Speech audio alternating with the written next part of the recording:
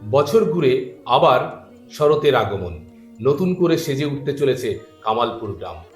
নতুন রূপে, নতুন সজ্জায় বিশ্বের বড় দুর্গা আবার আমাদের সামনে আগমন হতে চলেছে।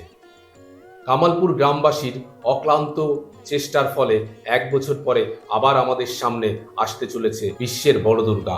কি প্রস্তুতি পর্ব চলছে সেখানে তুলে ধরবো আপনাদের সামনে। ঘটনাস্থানে উপস্থিত ছিলাম আমি নিজেই, বিস্তারিত ঘটনা তুলে ধরছি আপনাদের সামনে। নমস্কার, আপনারা দেখছেন সত্যের সন্ধান, সঙ্গে আমি অলোক। আমি দাঁড়িয়ে আছি কামালপুর পঞ্চায়েতের কামালপুর গ্রামে। কথায় আছে, হার বলে কিছু হয় না, কিছু ঘটলে সেখান থেকে শিক্ষা নেওয়ার, এগিয়ে যাওয়ার নামই হলো জীবন। এটাই আজ প্রমাণ করিয়ে দেখিয়ে দিল কামালপুর গ্রামের মানুষ। গত বছর যেখানে বৈশাচিক অমানবিক কালো অন্ধকার নেমে এসেছিল এই গ্রামে, সেখানে আজ নতুন করে সেজে উঠতে চলেছে আলোর সজ্জা। পৈশাচিক কথাটি বললাম এই কারণেই, কারণ গত বছর শরতের আগমনে দেবীপক্ষে আরম্ভের আগেই এই কামালপুর গ্রামে প্রশাসনের অমানবিক বাধার কারণে দেবীপক্ষের বিসর্জন হয়ে যায়। নেমে আসে কালো অন্ধকার।